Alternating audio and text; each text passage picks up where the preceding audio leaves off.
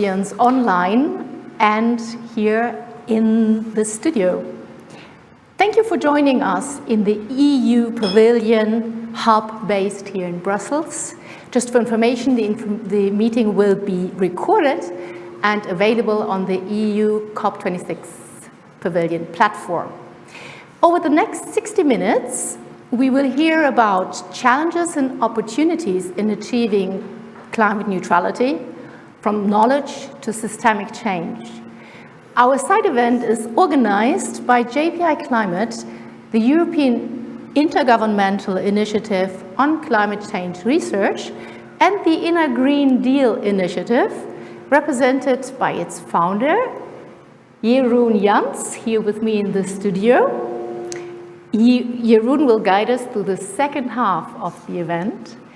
My name is Petra Manderscheid. I am the Executive Director of JPI Climate, and I have the pleasure to introduce and hand over directly to the Chair of the Governing Board of JPI Climate, Dr. Frank McGovern, who is joining us directly from Glasgow at the COP26. Frank, the floor is yours. Thank you very much, Petra, and it's great to be a part of this EU Pavilion COP26 side event with our colleagues from the Inner Green Deal. Firstly, just briefly to introduce the Joint Programming Initiative, JPI Climate. JPI Climate was established just 10 years ago to coordinate and align research investments across the European research area. It has been very successful in doing this, and we have another side event here in Glasgow tomorrow evening for those of you who would like to find out more about JPI Climate.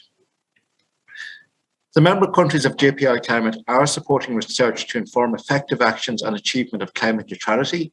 We're doing this through our support for fundamental climate science in Europe and with our global partners in the Belmont Forum.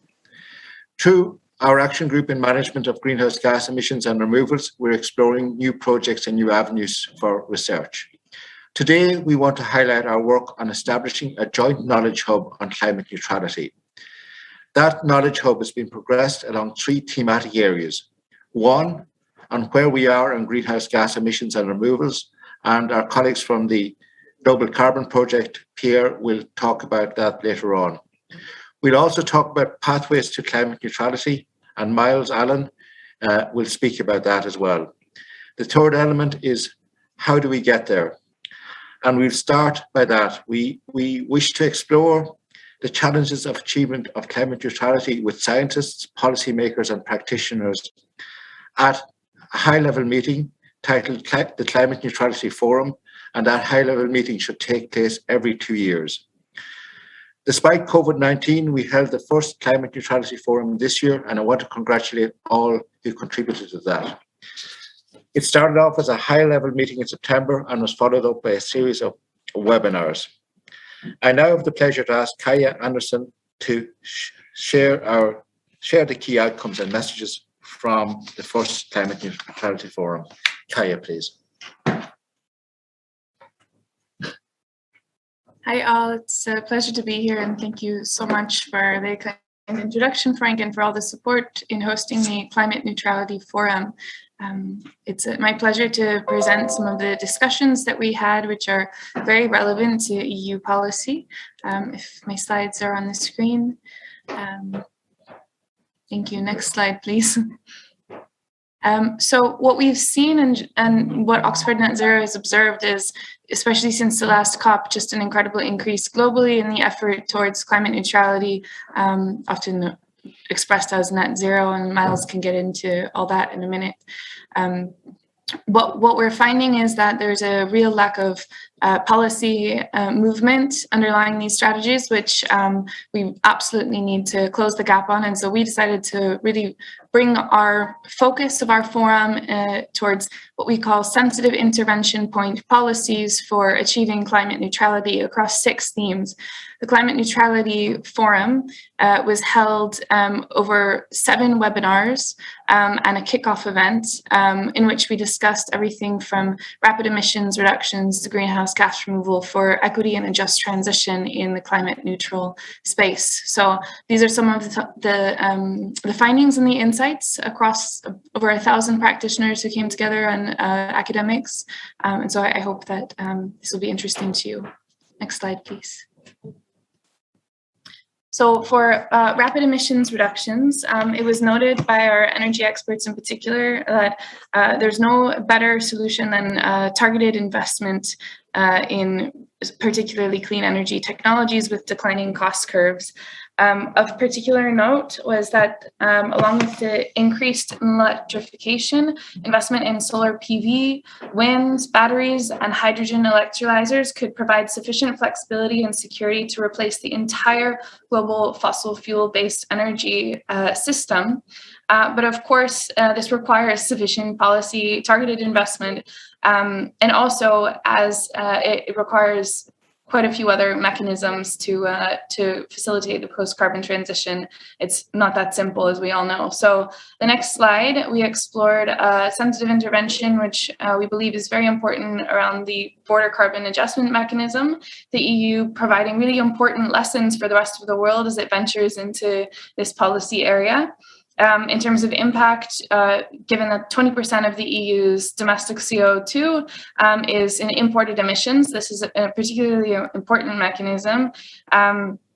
The leakage rates could be reduced by a third, according to researchers at our forum, by a good CBAM, an ambitious CBAM. There were some concerns that the current proposal may not be ambitious enough, as it may continue to allocate too many free allowances into 2030. However, I understand this will continue to be discussed. And there's also an acknowledgement that a CBAM alone is not sufficient for the rapid emissions reductions that we need, given that embodied emissions represent only 10% of emissions in countries. So of course we need other mechanisms.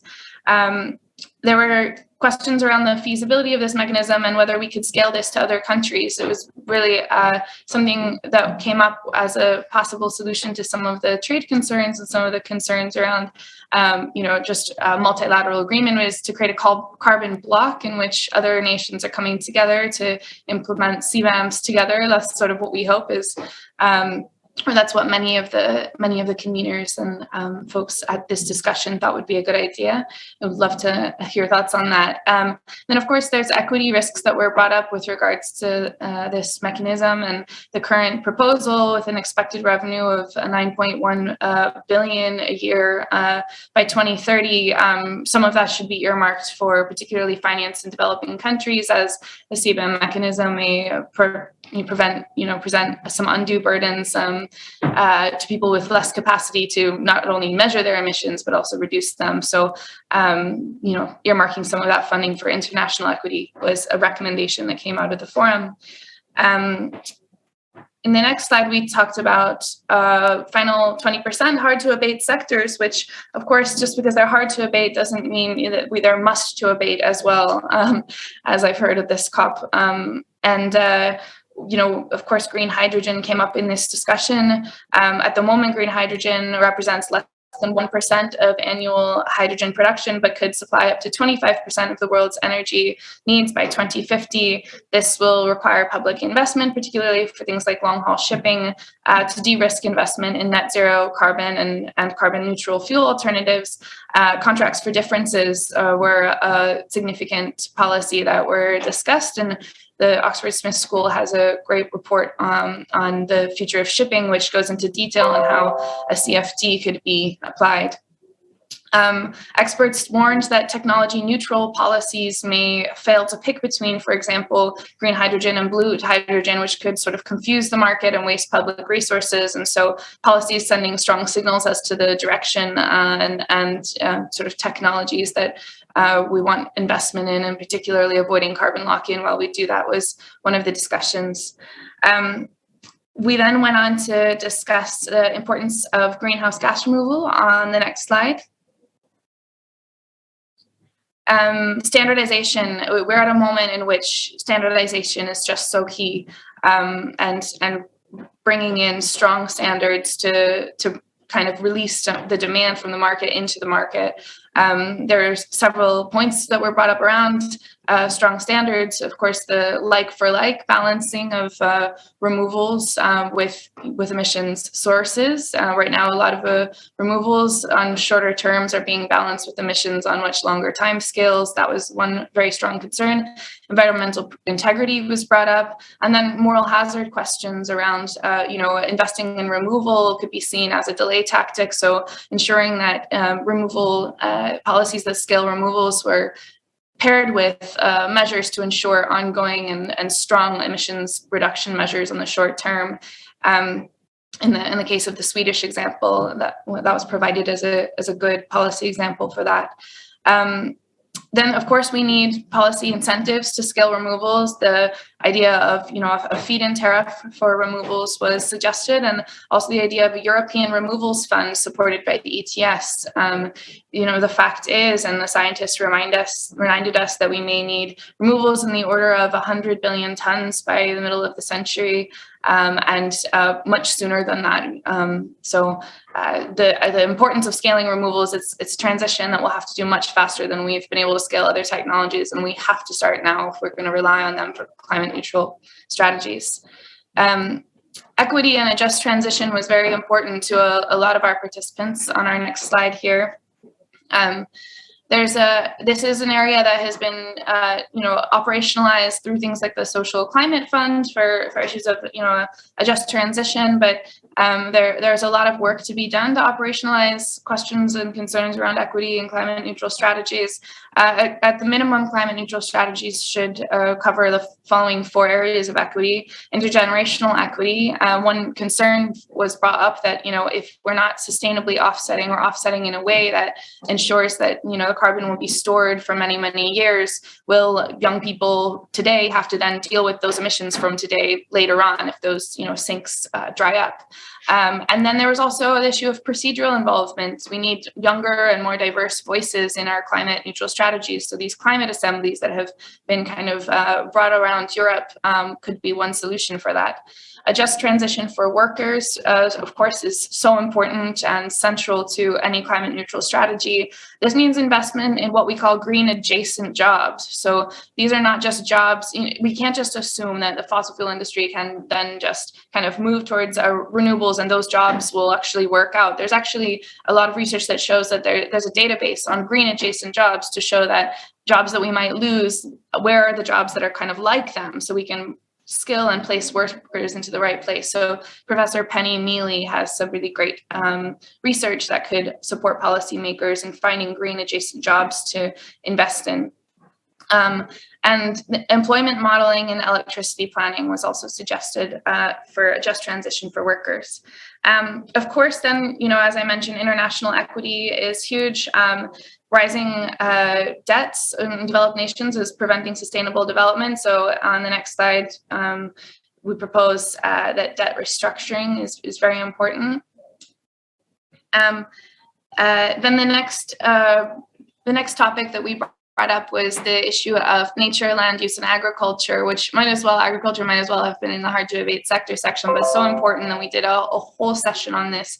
The global cost per year of the damage of nature and the climate from harmful subsidies is estimated up to $6 trillion.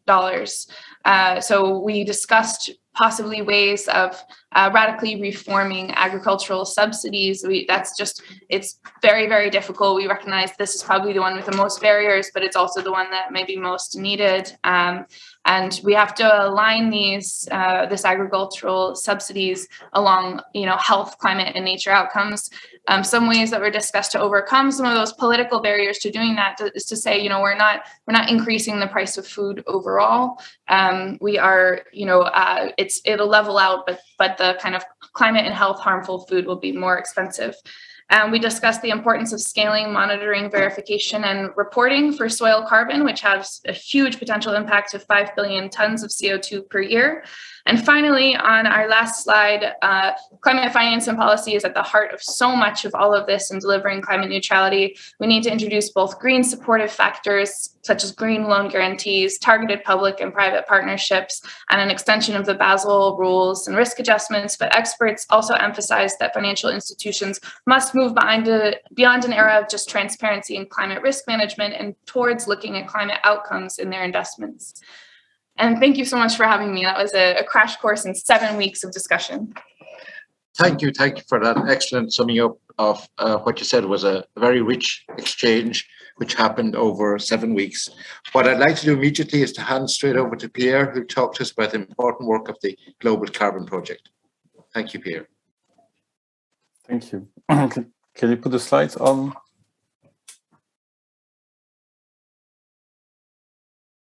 Okay.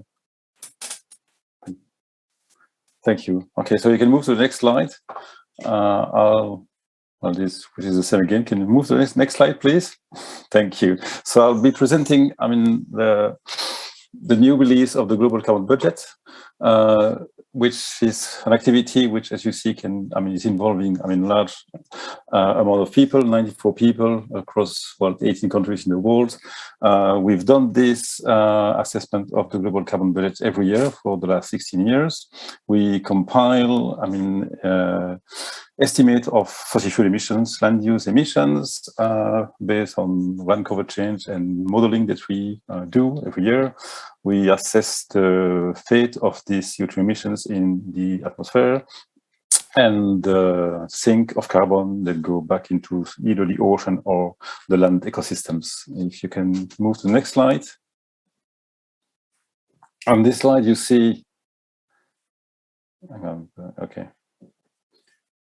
You see the emissions of CO2 from fossil fuel burning. The time series goes, over the last, for 40 years or so. What you see, as you know, is the massive reduction of CO2 emissions that happened in 2020 because of the COVID-19 pandemic across the world, which pretty much everybody had to stay home, reduce travel, road transport, air transport, reduce industrial activities, which led to 5% reduction, 5.4 actually % reduction in the CO2 emissions globally.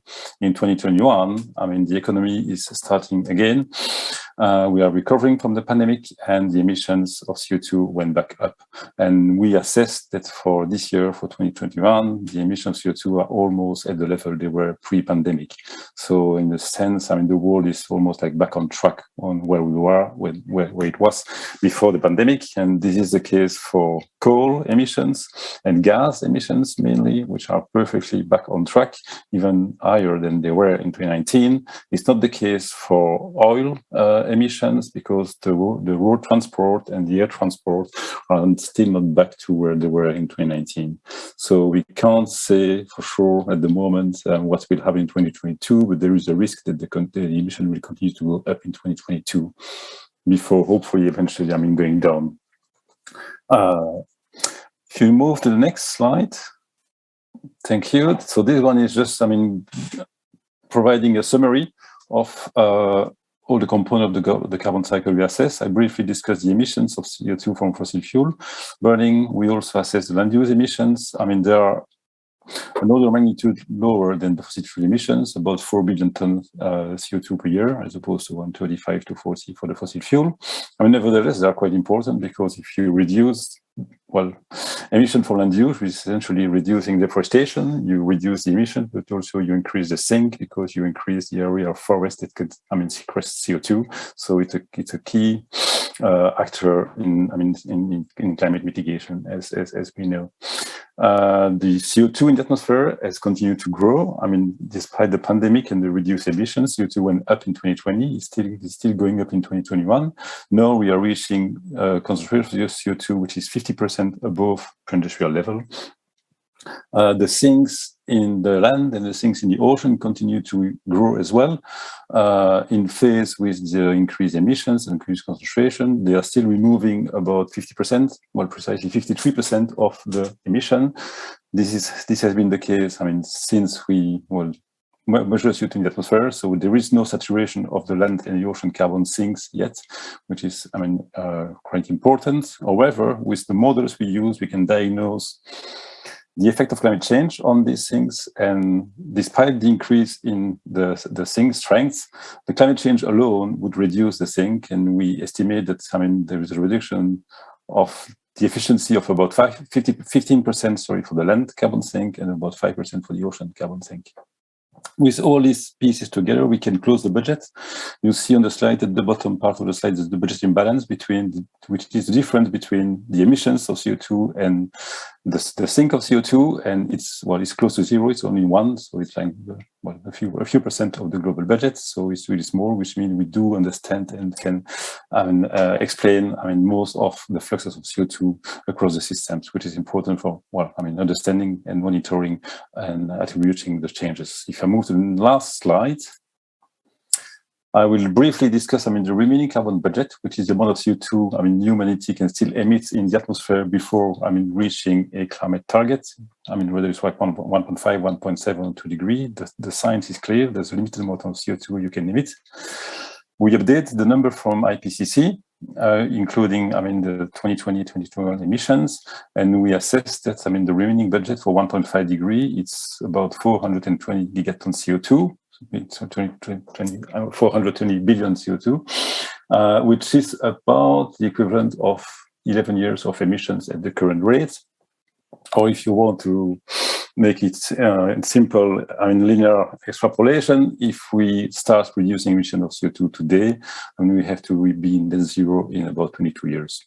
And the rate of reduction per year, it's about 1.4 billion ton per year, which is more or less the emission reduction we saw in 2020. So they've given an idea of the magnitude of the reduction which is needed if you want to remain below 1.5 within the coming decades and for the rest of the century.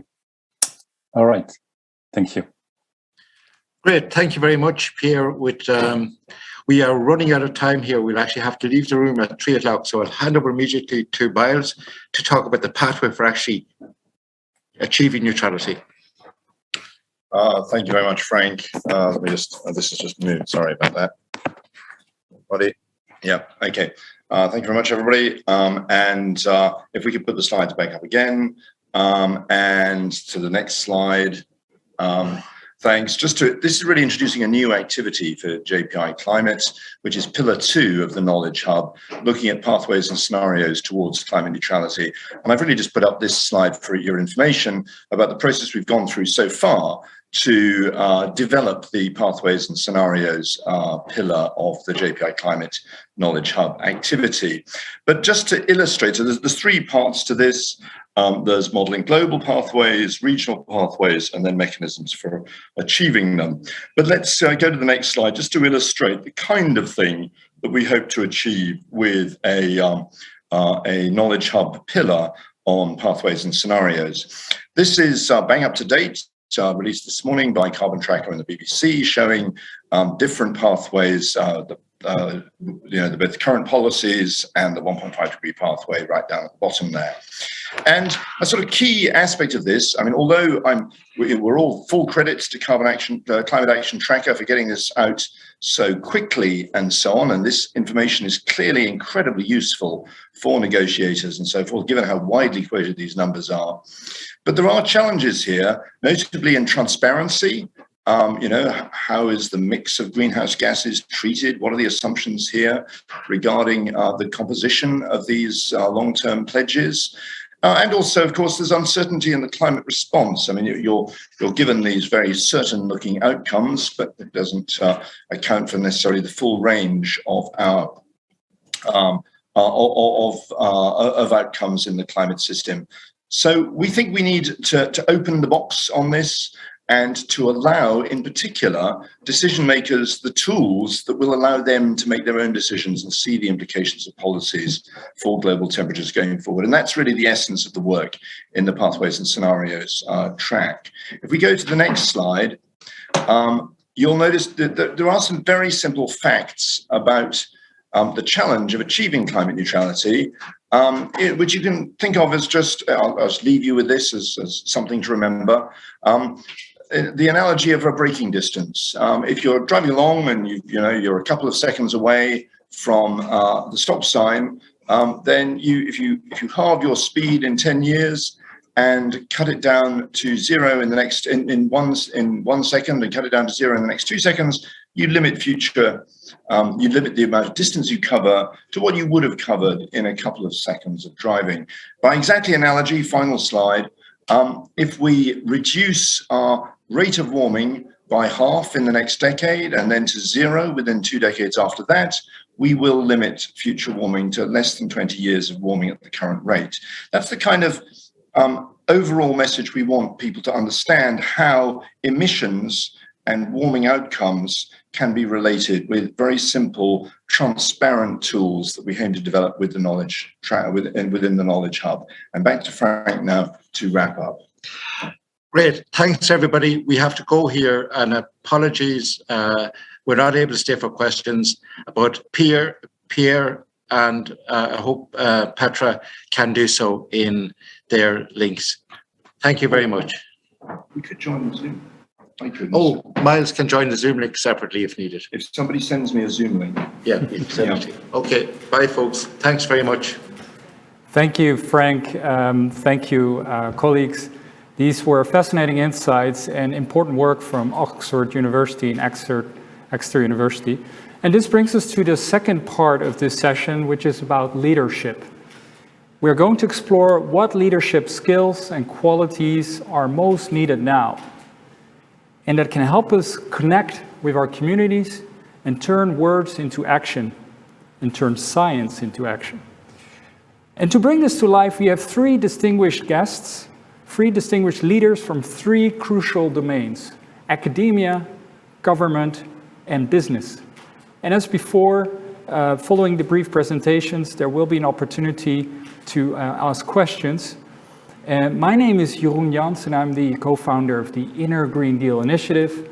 And we help and cultivate and try to support this process through sustainable and compassionate leadership. Now, without further ado, let's start with our first guest, Christine Wamsler. Christine Wamsler is professor at Lund University Center for Sustainability Studies in Sweden. She is at the forefront of research of the skills and qualities that are essential for sustainable climate action, and has over 25 years of experience working in sustainable development, climate change, and transformation. Welcome, Christine, and over to you. Thank you, Jeroen. It's a pleasure to be here. I'm often asked what our inner lives, our mindsets have to do with the climate crisis we are living in. And so the short answer to your question is, well, more than you think. It's more related than we think. Our mindsets are, in fact, a root cause of the climate crisis, and at the same time, a barrier for climate action. And despite this, most attention here at the COP is oriented towards external factors, wider socioeconomic structures, infrastructure, and technology. These are all aspects that focus on our external world. We know that such one-sided approaches do, however, not catalyze the necessary change. So if we want to see change in the world, the root causes of the problem must be addressed, the mindset out of which the climate crisis has arisen. This involves our beliefs, values, worldviews, and associated inequalities. In other words, our cognitive, emotional, and relational capacities. So our tendency to think short-term, to think of ourselves as rational beings, separate from each other and separate and superior to the rest of the natural world, is driving the crisis and blocking us from real transformation. And selfishness, greed, and apathy are concrete examples. It is therefore becoming increasingly clear that climate change and other sustainability challenges are, in fact, internal human crises. They are the result of our human story of separation or disconnection, which is clearly visible in our unquestioned principles of consumption and growth, for instance. So, returning to your question, what are the human qualities that we should cultivate, and how can we do this at scale? Based on a large-scale empirical study of the International Climate Conference, COP25, and also a review of existing research in the field, we have identified 5 clusters of so-called transformative qualities, or so-called inner sustainable development goals. They relate to people's sense of awareness, connection, insight, purpose, and agency. And they foster open-minded, relational, and action-oriented attitudes that are crucial in addressing the climate crisis. So to nourish transformative qualities at scale, we need to support and develop related learning environments and practices. And at the same time, we need to integrate related considerations into our organizational structures, mechanisms, and policies, such as performance frameworks, in order to create the conditions for a new, more sustainable narrative to emerge. Earlier this year, we reviewed a 2-month climate leadership program with more than 100 leaders from around the world, including decision makers from the European Commission, large multinationals, and NGOs. And the program was part of the Inner Green Deal initiative. And we found that the human quality with the strongest link to pro-environmental action taking at both individual and organizational levels was compassion. It helps to be in touch with what deeply matters and to take action. This is not to say that other qualities are unimportant, but if I had to share one key finding, it would be the importance of compassion in overcoming the narrative of separation and supporting other transformative qualities that then together lead to increased climate action. So in conclusion, I would like to highlight the urgent need to support transformative qualities to address the underlying social paradigms that are at the root of climate change as a complement to our predominant external technological and information-based approaches. Very insightful. And I would encourage viewers and listeners to read the research of Professor Wamsler, and a link will be made available in the chat or show notes of this event. So thank you, Christine. And our next guest now is Clara de la Torre. Clara de la Torre is the Deputy Director General for Climate Action in the European Commission. Prior to her appointment in 2019, her professional career focused on research and innovation, working for over 30 years at the European Commission's DG Research and Innovation and the Joint Research Center. Welcome, Clara. We are delighted that you could join and are very curious to hear from you about the leadership qualities that are needed, in your view, to address the climate crisis. Thank you very much, Jeroen, and good afternoon to everyone from Brussels. I wish I was in Glasgow. When moving from the field of research and innovation to the field of climate, where I've been working for a couple of years already, there are a few things that strike me. First, the multidisciplinary nature of climate policy.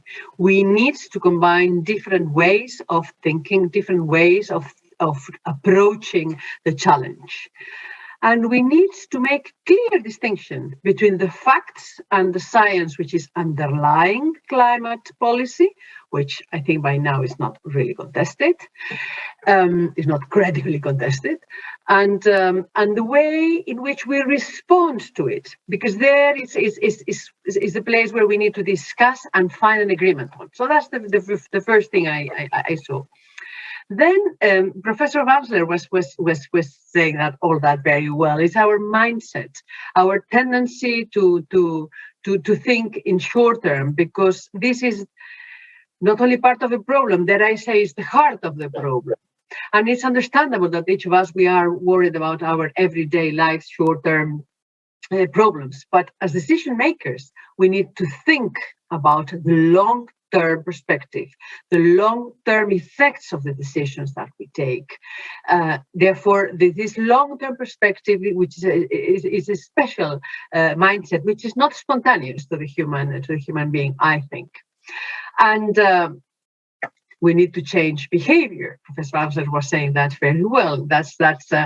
We have to undergo a transformation which is very deep in the way we act, in the way we produce, in the way we live. And this change of behavior cannot be made in isolation by leaders. It has to be done in coalition with everyone, listening well and communicating well. So if I link that to this constatation, to the question about the qualities, the leadership qualities that are needed in climate policy, I would start with the one that I would call courage and determination. It's courage to act, because we know that we have to act, that there is urgency, there is little time left. And this is at the heart, this courage and determination is at the heart of our European Green Deal, which is our strategy for growth and well-being. And it is there to show the willingness to act and to follow on with difficult and complex decisions that needs to be made. And I hope that I'm sure this courage and determination is also very present in current COP. We also need to be purpose-driven. And this is very important quality, and I'm lucky to observe it around me very much. I suppose this is something which applies to people working in global challenges like health, like human rights, like aid to development, and certainly in climate change. And the teams I'm working with have a real sense of commitment, a sense of purpose, and we realize that what we do matters, and the way in which we do it, how we do it, matters as well.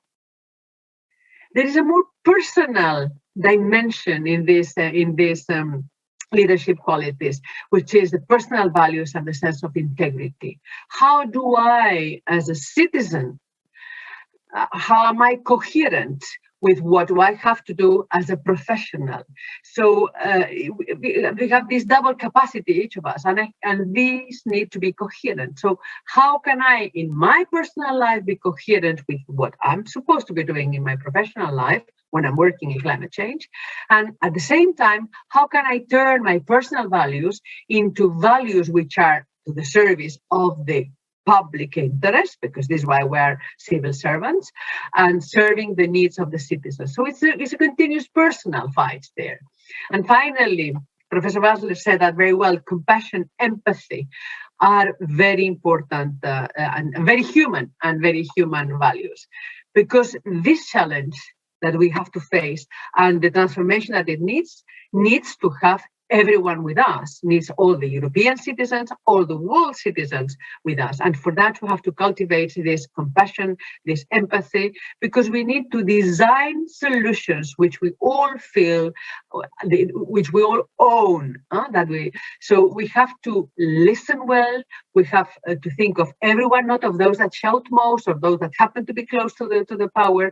We can't leave anyone behind. This is not only a slogan. This is a reality of what we have to do. So we have to bring in everyone, because we need, for at least parts of the policy, collaborative and participatory approaches that will help us in addressing the challenges that we have. So in conclusion, those of us working and leading in climate change as a fully convinced European, I can tell you that's a huge responsibility. We are conscious about the fact that we make a difference to the life of others, and what we do, how we do it, and with which competencies we do it. It is really important. And I'm happy that we are reflecting about these values and about these skills in this COP. Thank you, Jeroen. Thank you, Clara, for your passion and for your inspiration, and for taking the time out to join us today. I'm really grateful. Now, listeners, if you want to know more about the work of DG Climate, please go to the website of the European Commission, and a link will be made available in the chat and show notes now. Now we're moving to our final guest, another special leader Her name is Eva Carlson. Eva is the CEO of Houdini, a Swedish outdoor brand. She has led Houdini since 2001 and is a recognized and award-winning leader in sustainability and the circular economy. Welcome, Eva. We are very curious to hear from you about the leadership qualities that are, in your view, needed to address the climate crisis. Well, first of all, thanks for inviting me, and thanks for great listening in on a great conversation so far. I completely agree with the illusion of separation, companies or individuals from nature, and how we have become companies a predatory force, more or less, consuming nature, while it's also something that we depend on. But anyways, yes, I'm the CEO of an outdoor company, and connecting to some of the things that Christine and Clara has mentioned already, I think for a company, it's extremely important to take a holistic approach. And that is absolutely core at Houdini. We've, for instance, used the planetary boundaries framework to assess our impact rather than only looking at carbon. And we cannot stay there. We have to also understand how we can look at social and ethical impacts. Back to the human perspective, I am a mother, not only a CEO, and I think that for all of us in the business world, we need to be both at the same time. We cannot take on a suit when we go to work and forget about our motherhood, but rather stay the same in both environments, so to speak.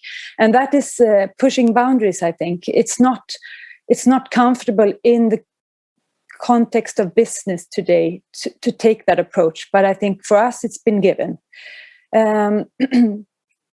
I think it's also back to what we've already mentioned, but we've been working with circular and the transformation to circular since 2001, and we've come very far. But in dialogue about the transformation or transition from linear to circular, you often end up in very technocratic dialogues or discussions, rather than zooming out and looking at the why. Why? What's the purpose of this transformation?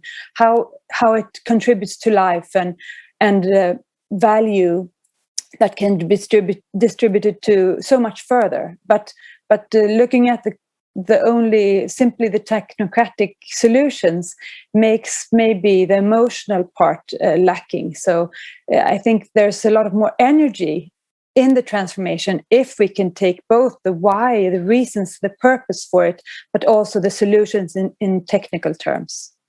So bringing purpose to work in a daily operations is really important, not only having them on a PowerPoint to present to shareholders or whatever, but rather bringing the values and the purpose of being in business into the daily operations, and then being uncompromising. And that needs to start with me as a CEO, to commit to the goals that we've set and have an uncompromising commitment to reaching those goals, rather than compromising on the way. I see a lot more of that than I would hope for.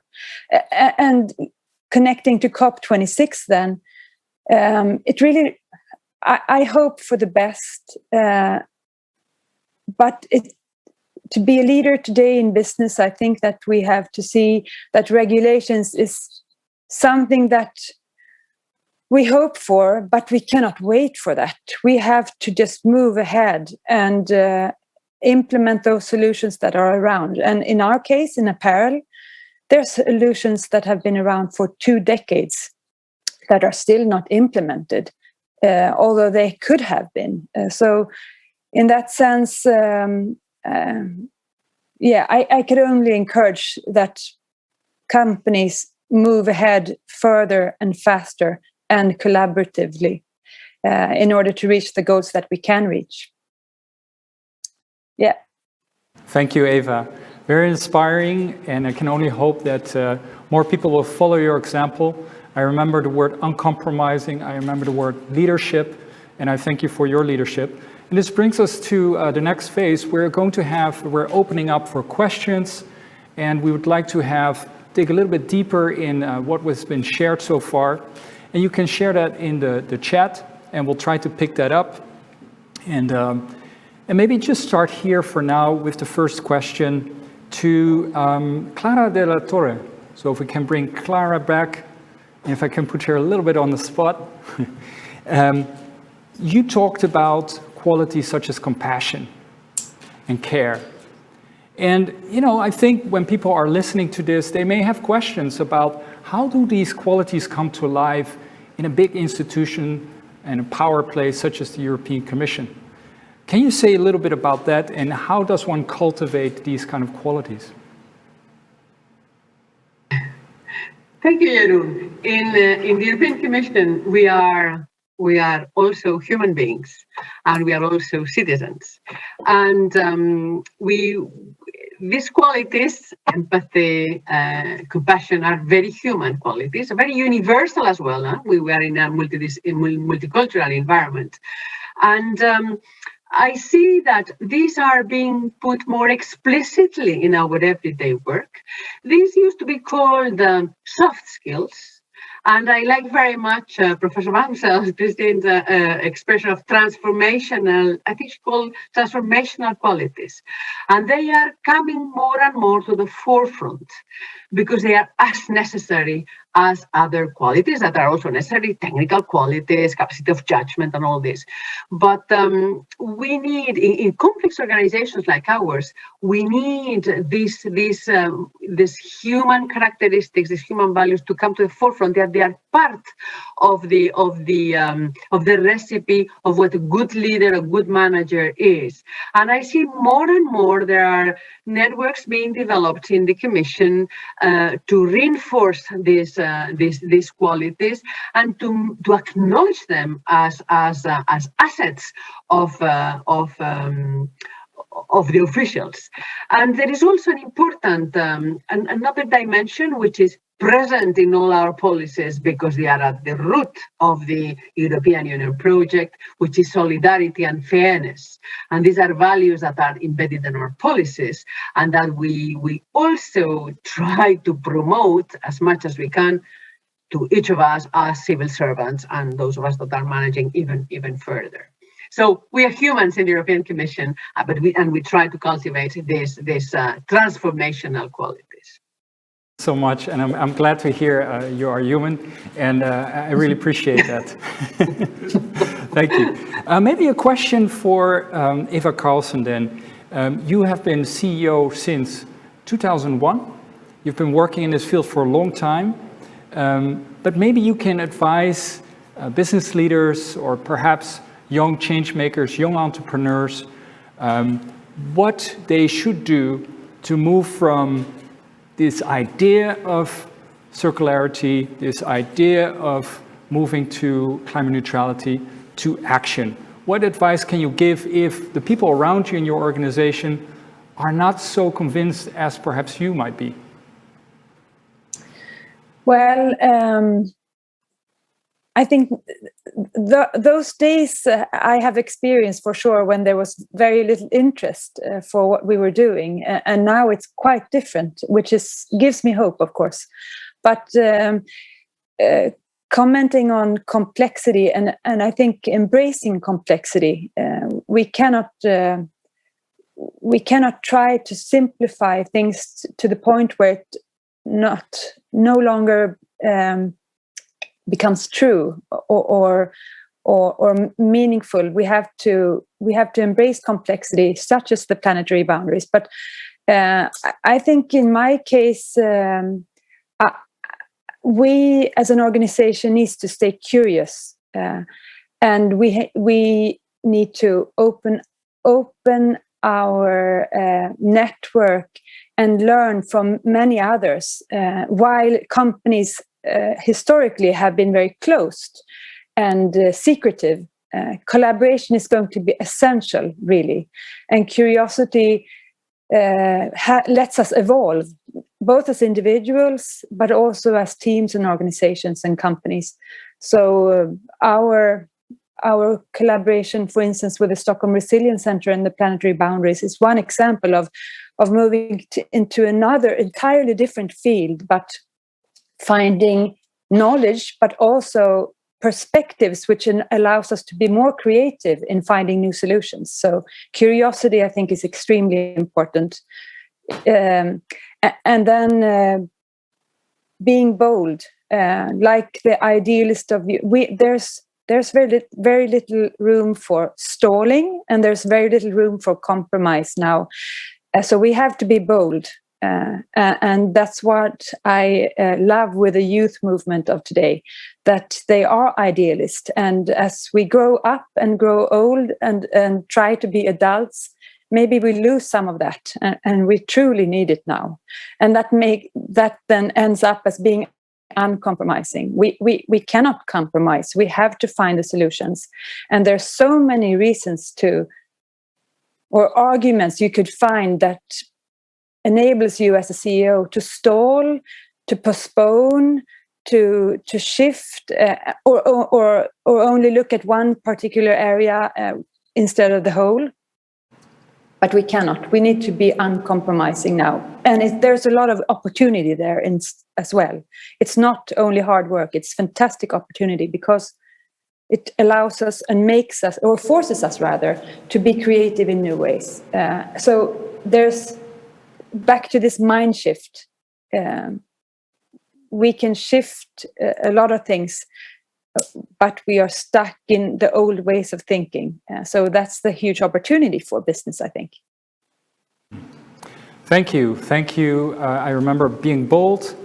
I remember being brave. And I hope the leaders that are listening, the change makers, everyone who's listening is taking that to heart. We're approaching the final days of COP26.